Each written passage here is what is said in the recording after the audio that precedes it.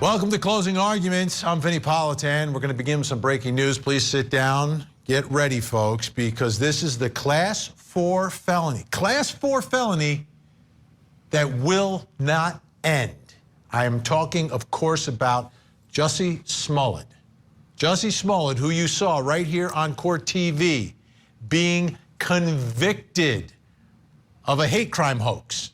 Convicted at trial. Then you saw him sentenced here on Court TV, sentenced to 150 days in the Cook County Jail. Not a great place to be.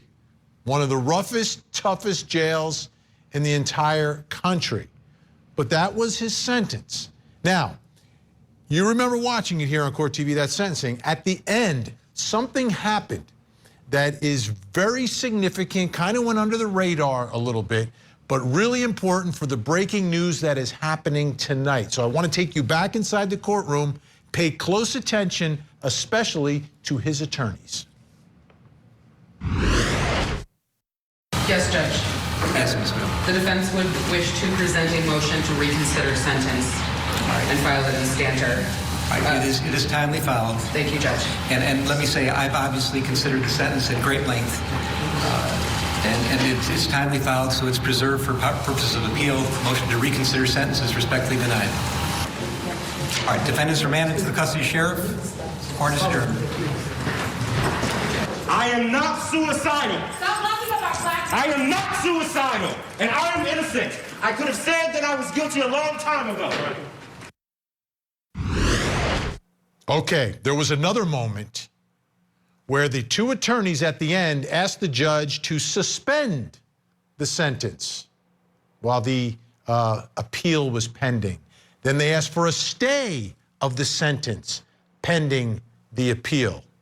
Judge denied it. You saw what happened. Jussie Smollett was marched out of the courtroom directly to the Cook County Jail. But that request is what we're talking about tonight, because they went over the head of the trial judge to the appellate court. We've got some breaking news tonight. Court TV legal correspondent Joy Lim-Nakrin is with us tonight. Joy, is Jussie Smollett free tonight?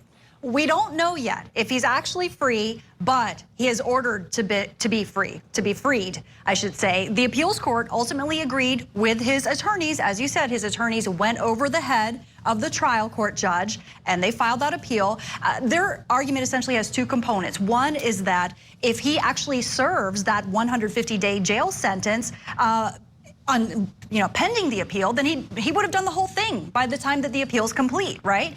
And number two, remember, as we discussed here on Court TV earlier this week, there were grave concerns about his safety, according to his legal team, according to his family as well. Remember, his family member reported that they received an anonymous call threatening to sodomize Jussie, and it was a really chilling phone call that they got that we talked about, with kind of evil laughter referencing a famous case from the 1990s of a man sodomized with a broomstick by a New York City police officer in custody there. In addition, they had cited those social media threats, which they described as vicious. They cited his compromised immunity and concerns over COVID. They cited mental health concerns about how he was being held as well. Ultimately, all of those reasons, for all of those reasons, the judge in the appeals court decided Jussie's attorneys are right, that he should be released, that jail is not the appropriate place for him to remain while his appeal is ongoing, right? So what does he have to do to get out now? I mean, they're just not going to open up the doors. $150,000 personal recognizance bond.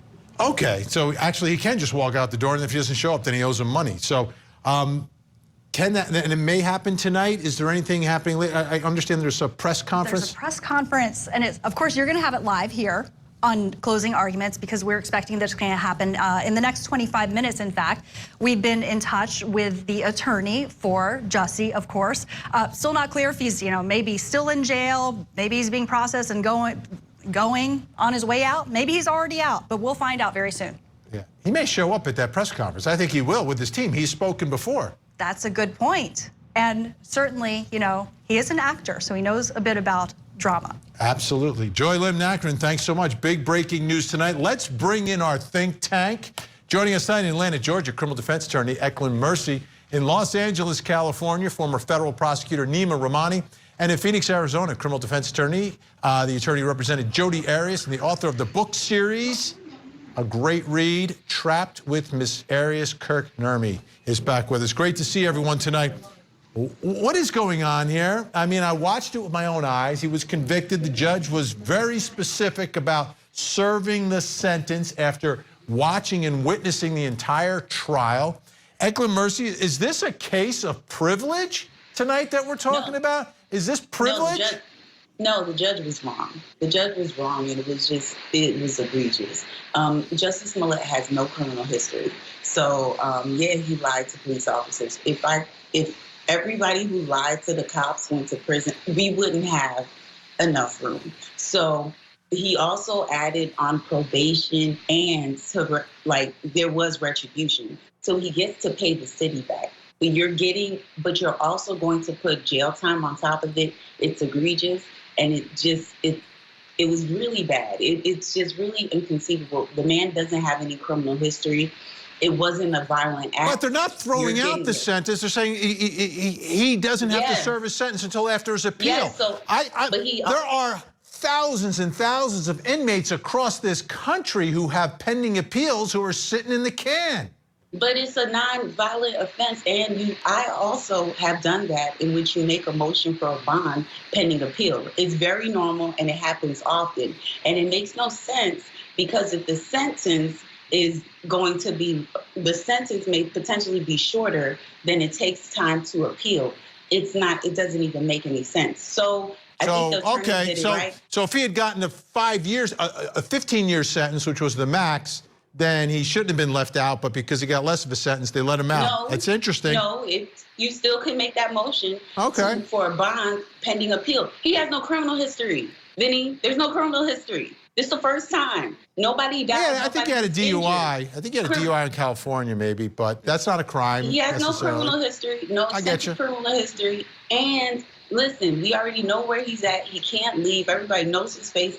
It absolutely is okay for him to have bond pending appeal. And I think that the prosecution should just do a sentence in which they agree to time served and have the probation. Well, I don't think, well, let's see. I think it was more of the judge than the prosecutor. Nima Rahmani, is this a case of privilege? This is a celebrity. This is a criminal defendant with lots of money. This is the most litigated Class 4 felony, I would guess, in the history of the state of Illinois. This is absolutely a case of a celebrity getting preferential treatment. And frankly, it's a travesty of justice. And I have to respectfully disagree with Eklund. He does have criminal history. He has a DUI, and he gave false information to a police officer here in Los Angeles. He gave his brother's identity. So this is someone who has not only been convicted, he perjured himself. He lied to the jurors. They completely discredited his testimony. He was lucky to get 5 months. And the basis for appeal, I'm shocked that an appellate court there in Illinois, the first basis was the alleged threats, right? I mean, he's going to be safer in custody than out. Everyone knows who he is. You know, COVID, I mean, we're talking about COVID still, and his compromised immune system and the sham doctor's note that he got in support of his emergency appeal. And let's not forget, this was an emergency appeal.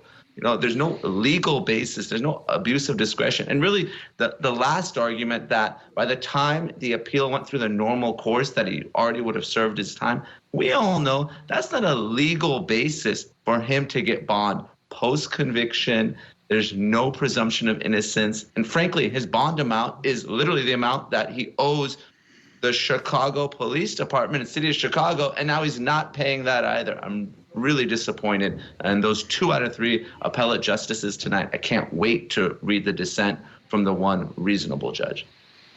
Kirk Nurmi.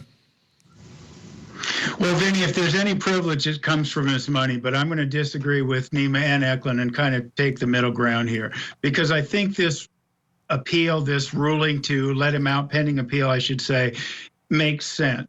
It's 150 days. that he would not have a chance to, and Nima should know this, he's got Sixth Amendment rights that involve appeal as well. And the time that he serves in prison and jail cannot be refunded to him should he emerge victorious.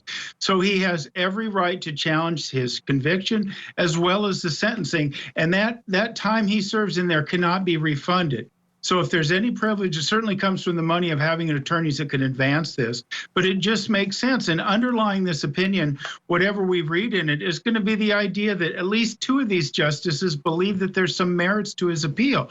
If there was no merits to his appeal, either related to the conviction or related to the sentencing, I think they would have simply dismissed it and left everything in place and let them move forward and appeal while Mr. Smollett was in jail. But they're saying there's something to this, so we're going to let him out until we can take a closer look at it. And I think from that standpoint, consistent with the Sixth Amendment, it makes a lot of sense to me.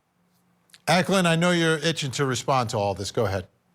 No, I'm just like, substance abuse is real, and you just attested to that with regards to like, hey, the DUI prior to. So at this point, we have a whole litany of things that he's argued. He's argued that, hey, psychologically, he may have some issues. But let me tell you what he also has. The privilege actually hurt him, because had he been a regular person, none of this stuff would have happened. So, like, had he been a regular person, and yes, he lied to police officers, and yes, I had defendants who have racked up a whole bunch of racked up a whole bunch of balances with regards to different cities. And let me tell you, they still don't get jail time. And it's but let me ask you, Eklund, about the privilege aspect of this, though. Do you think, and this is going to be probably the big issue on appeal, like his original case, they call it Jussie Smollett 1, that got dismissed. Do you think the DA, Kim Foxx, would have given that to just any old defendant? Or do you think that maybe she gave it to him because he's Jussie Smollett, he's an actor, he's connected, and he absolutely was connected?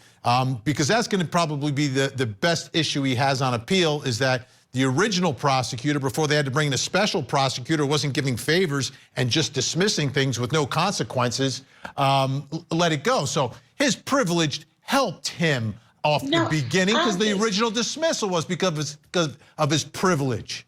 No, well, I don't think, sometimes the original dismissal saved money. Sometimes you have to checks and balances. You have to look at your ROI, your return on investment. Hey, does it even make sense to proceed with this case, which may just end up in probation if we, or can we just dismiss it and go about our business? That money could have gone to the school system, but instead of, we pushed through. We had people who, it was days for that litigation. Sometimes you really have to look at the judicial economy of certain actions. And I do not believe that this was one of those cases that should have been in the courts for that long. Well, speaking of resources, though, Nima, how about some of that $120,000 in overtime to catch some of the killers who are loose in Chicago?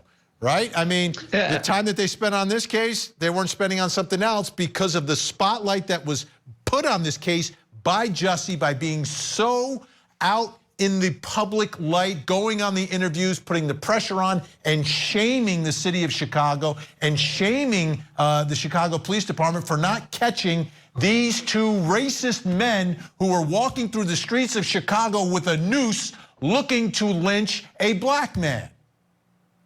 Absolutely. There's hundreds of hours of Chicago PD time. These alleged attackers had MAGA hats. You have Michelle Obama tweeting about it. And I don't think he got worse treatment because he's a celebrity, because here in California, we're prosecuting Sherry Papini, the Gone Girl, for doing the exact same thing. And guess what? She's in federal court, and she's probably going to get a lot more time. When you lie to the police, when you cause law enforcement to shift their attention from real crimes and real hate crimes that should be prosecuted to fake victims like Jussie Smollett, you absolutely deserve jail time, especially when you don't accept responsibility, you perjure yourself, you obstruct justice, you act like a fool after your sentence. You deserve to go to jail. All right, let's hold it there. What we're going to do, folks, we're expecting that press conference. We're going to see if we can, if it happens around 8 8:30 or so Eastern time here. And we'll try to bring you all of that. We'll see if Jussie speaks himself. So stay tuned for that. But